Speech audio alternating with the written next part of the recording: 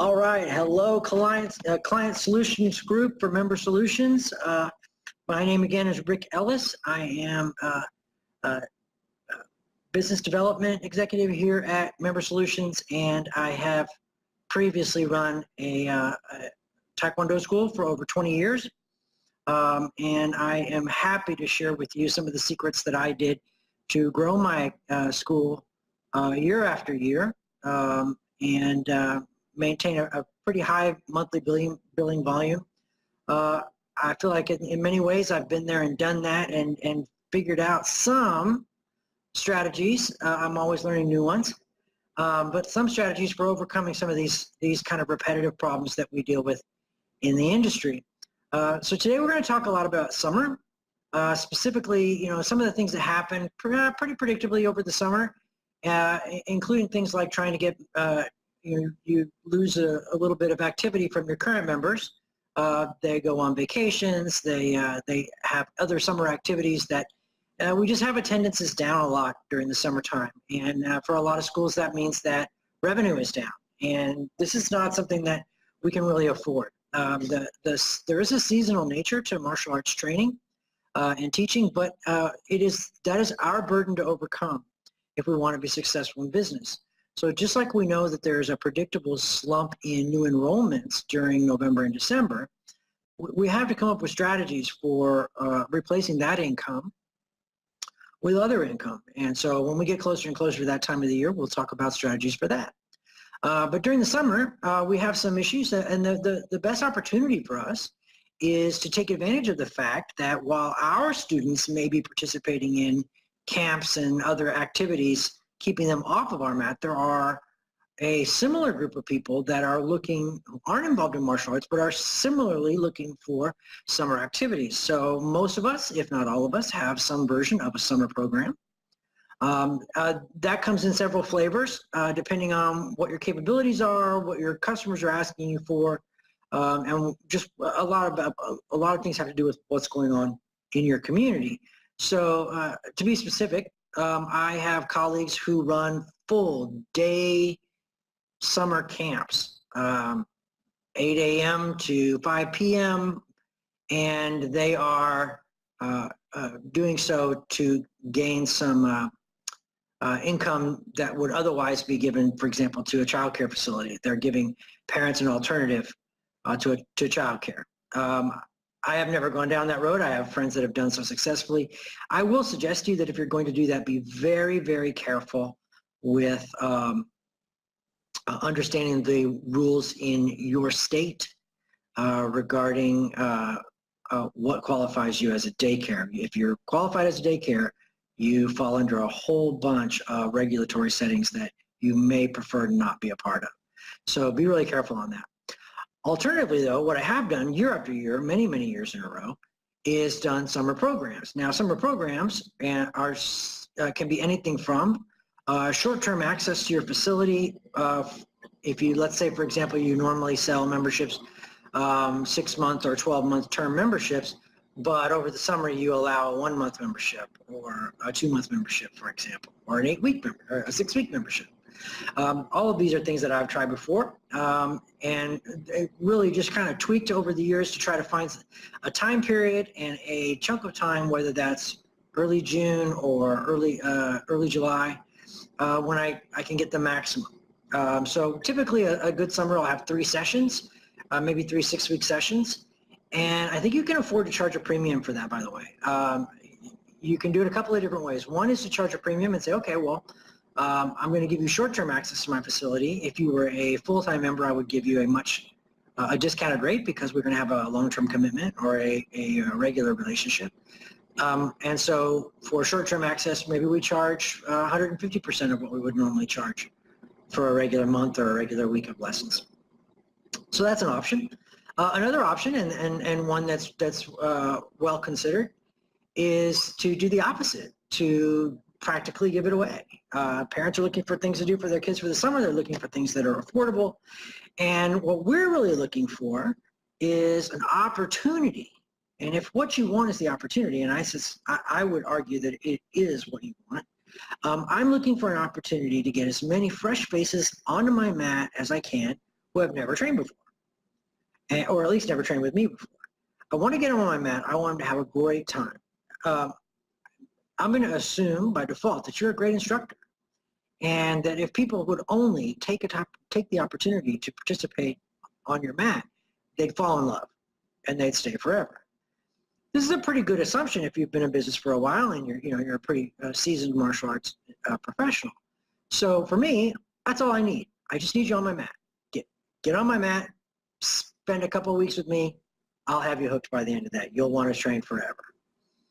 So a $19.95 starter course or a $60 1-month course with a uniform and unlimited attendance would allow a lot of people to come and train on my mat for a low price. Give parents something for their kids to do over the summer so they're not just locked in front of a television or a computer all day. It's been very, very successful. My conversion rate's rather high. Now, I will tell you that I have a very methodical approach to converting these members. So starting with planting those seeds at the beginning. So I think that's something that you definitely have to do as you're signing up summer members, is talk to people about what it's going to be like in 6 weeks or 3 weeks. The end of your session is, here's what our normal fees are, here's what happens if you enroll at the end of your summer program. Here are the discounts that we will afford you.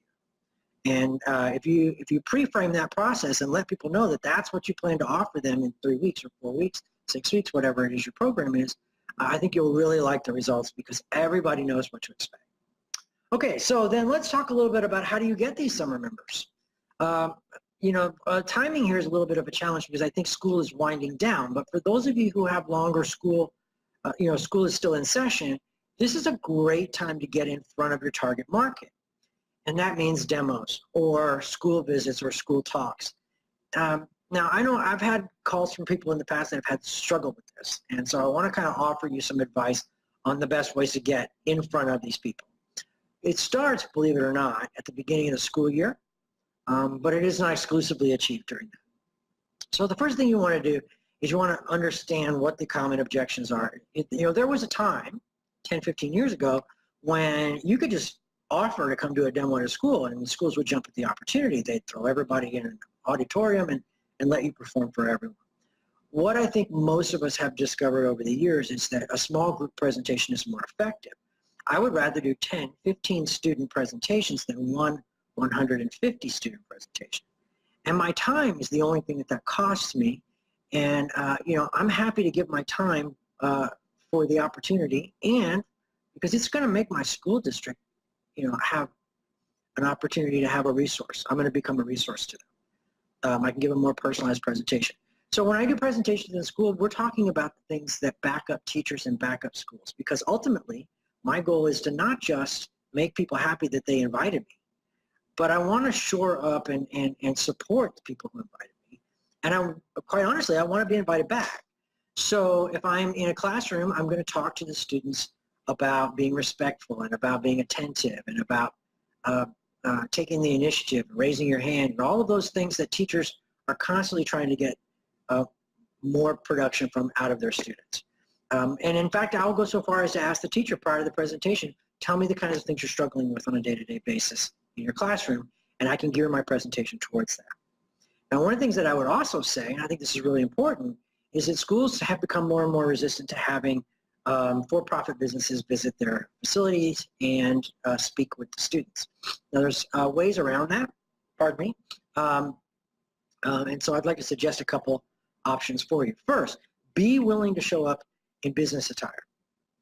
And when I say that, what I mean is khaki slacks and a polo with your company's logo on it, and be willing to be prepared and skillful enough in your presentation to talk to kids about the life skills and benefits of martial arts without throwing a kick or a single punch. It is the one thing that can calm the fires, so to speak, for schools who are worried, because they're worried. That's what they're worried. They're worried that you're going to come and rile up the kids in their classroom, get them all excited, and then leave and let the teacher sort out the problem. So there's a lot of ways you can address that, but primarily you can start by reducing the visual interruptions and craziness every uniform and too much physical activity. There's always ways to blend in some martial arts activity, things like focus and concentration practice, and even breathing and emotional practice. I've done breathing exercises with kids to help them remain calm during an emotional time, all under the auspices, for example, of test preparation, that kind of thing. Teachers in school districts really love this stuff. It's a great resource for them. And it's another person singing the same song, banging the same drum that they do all day long. So then the other thing to understand is that you can get invited by administrators. Sometimes you have to kind of figure out who's really in charge. And it seems obvious that the principal might be in charge, but I've known school districts where the PTA president was really the one running everything. If you want to get something done, that's the person who you needed to sign off. I would also say that a very untapped resource is guidance counselors. Guidance counselors, if you may not know, are required to put on character development and character education presentations all year long. Now, they don't always have the resources to do this.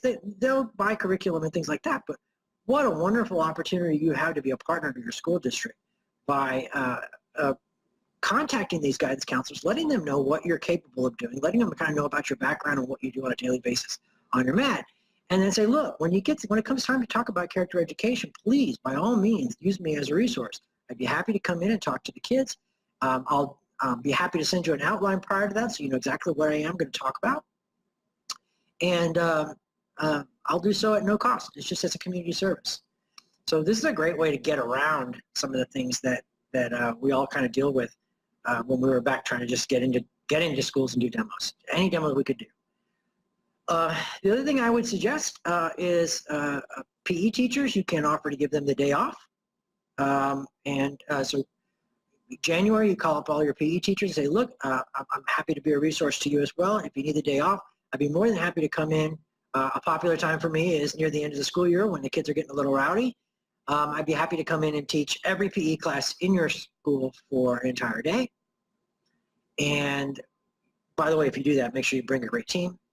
Teach that class and get a chance to interact with the students and promote your event or promote your summer program and that kind of thing. Let's see here.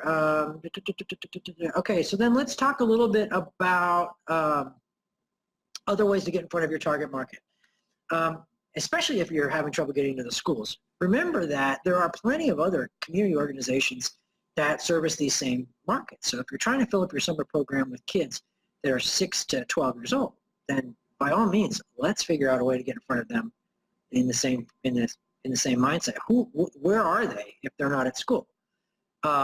Again, almost every scouting program there is, Boy Scouts, Girl Scouts, Awanas, all of those, have some sort of merit badge that has some sort of character development, physical fitness, or self-defense element to them. And if you would simply take the time to get to know who these people are that run these programs, make yourself a resource to them, and then ask for referrals. So if you do a great presentation for a scout group and they love you, ask them, who else do you know that might like a presentation just like this? And this will get you, again, we're getting in front of the kids we want in our summer program at a time when their parents are trying to figure out what to do with them for the summer. I highly recommend that you leverage your relationships with those kinds of groups or create those relationships so that you can get in front of those groups. So scouts, churches, youth groups, all of these are groups. And I'll tell you one other one, and I'll say this with a bit of caution. I have had limited success with daycare facilities. Be really, really careful with this one, but when chosen carefully, daycare facilities are always looking for ways to entertain kids during the summer. And, you know, look, I got a staff. I got to pay them no matter what. Students don't show up till 3 o'clock. I need something for my staff to do that's going to promote my school, get the word out about my school, get new students through the door. And if that means doing some daycare demos throughout the summer, well, that's just what summer's like. And that's what you got to do to overcome some of these seasonal obstacles, right? So then the last thing on my list was something that was sent to me by a client who asked me to talk about how to handle another predictable summer event, which is summer vacations. How do we handle members who are going to go on vacation, specifically extended vacations, maybe 3-4 weeks more? And there's a lot of questions and concerns about how to handle their membership, how to handle their monthly tuition payments. And I'll give you some suggestions on ways I know I and others have done it. I'll give you an opinion on which ones, just kind of give you the ones that I like the best, but I don't really think any of them are bad ideas. So ultimately, the best answer is the one that suits you the best. So in the earliest part of my career, I sold term memberships, 12-month memberships, even, I can't believe this today, but 24-month memberships, and so on. And we'd have these members. I lived in a community that had a lot of international folks in it, and they would leave for an entire summer sometimes to go to India or Pakistan or Mexico, and they'd sign this 12-month agreement, and they'd tell me in August, hey, look, next June we're gone for 60 days. You want me to sign a 12-month membership? We love your program, but how do I handle that? So we had to have a solution for that, and the answer was an extension agreement. An extension agreement is simply a small formal document. You can have a lawyer write it if you want to, but I think it could be simple enough that you don't need one. It just says, I agree that I'll be gone, that the academy and the students agree that it would be mutually beneficial to allow the student to be away from the school for 60 days during the summer, but that the member is going to continue to pay their tuition as though they were coming. In return for that, the member is going to get 2 extra months added to the end of their 12-month membership, making it essentially a quasi 14-month membership. Now, what's great about that is that everybody gets what they want, right? The member says, okay, I'm willing to commit to 12 months, no big deal. And you're willing to say, hey, but I need the cash flow. I have family to feed, and I got rent to pay, and I really can't do without that tuition over the summer. So in return for you paying your tuition as normal, I will extend the length of your membership to accommodate your travel plans. Now, that worked for me for many, many, many, many years, and I'll tell you, I think it's still a really good solution. The only time I really ran into an issue is when we had somebody that constantly had an extension. So they had an extension, and then they needed a further extension, and by the time we got 2 or 3 extensions deep, it got very complex, hard to track, and it just wasn't my favorite thing. But it was a fairly rare circumstance. Now, the last thing is we have ongoing memberships, and I think a lot of people have shifted to this, open-ended memberships where members can cancel at any time.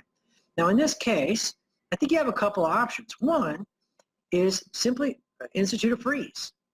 And that simply says, hey, look, we're gonna sit down before you leave for your vacation, and we're going to agree that your membership is going to be frozen from this date to this date. And then it's going to reactivate whether you come back to class or not. Now, a lot of people are really comfortable with this. I think the word freeze actually helps calm people, makes them feel better. We're going to freeze your bill. We're going to freeze your membership. Because a freeze implies that it's also going to imply that it's going to be unfrozen. Now, one of the things that I really like about our member manager software for managing a martial arts school is that it has the ability to freeze and unfreeze memberships built into the software. As a matter of fact, just a recent release we improved that by allowing for bulk freeze and unfreeze, which I think is a really great feature that you can use at the summertime, because you have a whole list of people that you're going to have to freeze and unfreeze at a pretty predictable period of time. So, so the freeze is definitely an option. Finally, you need to be open and prepared to allow someone to cancel their membership. I know you don't want to. I know it seems like like you're going to try to fight to keep the membership alive, but you can't burn that relationship just for an extra month of tuition. If you're doing a great job on the mat, it shouldn't matter. If you're doing a great job on the mat and someone says, look, I need to cancel because we're going to Pakistan for 3 months, and when we come back, we'll we'll see you again. Well, if you've planted all the right seeds and done all the right work with their family, then you'll probably see them again. Now, you may need to do a little work on that. You may need to refresh their memory and remind them and market to them a little bit when the school year starts again. But still, this is a reasonable thing to do, and it's an honorable thing to do, and I think that's the thing that makes it matter to most people. Now, I did get a question in the comments about limiting the extensions per contract, and that's exactly how I solved that problem, which was I simply said, this is a policy that we allow, and we allow it to be done one time every 18 months. If I remember right, the math on that made it nearly impossible to have two memberships with one membership that contains two extensions simultaneously, which is what made it so hard to track. So I don't see any extra questions in the comments, so I'm going to assume that everybody is fully riveted and excited about all this information. But I do assume that there may be some questions down the road. Feel free to email me directly. My email address is rellis@membersolutions.com. You can also reach out to me, friend me on Facebook. I'm happy to be a resource for you on this or any other topics for running a martial arts school that you can think of. And again, I would also recommend that depending on, just remind you that Member Solutions has a full suite of solutions for you and your academy. So whether you are looking for an event registration tool to help people get signed up for testing or tournaments, or you're looking for a way to better track your schedules and to sell paperless contracts, we can help you with all of this. If you'd like to offload the stress of billing and let somebody who does that every day and who is very well trained and prepared to be an arm of your own customer service organization and work on your behalf to get your customers paid up and up to date and keep your cash flow, these are all things that we can do for you. So we'd love to talk to you about it. We're happy to consult with you and see what solutions work best for you. And ultimately, that's our goal, is to make sure that we help you provide you with the best tools and advise you on which of those tools fits best in your own situation. So thanks a lot, everybody. I will see you in a couple of months. Have a great summer, and we'll see you on the other side.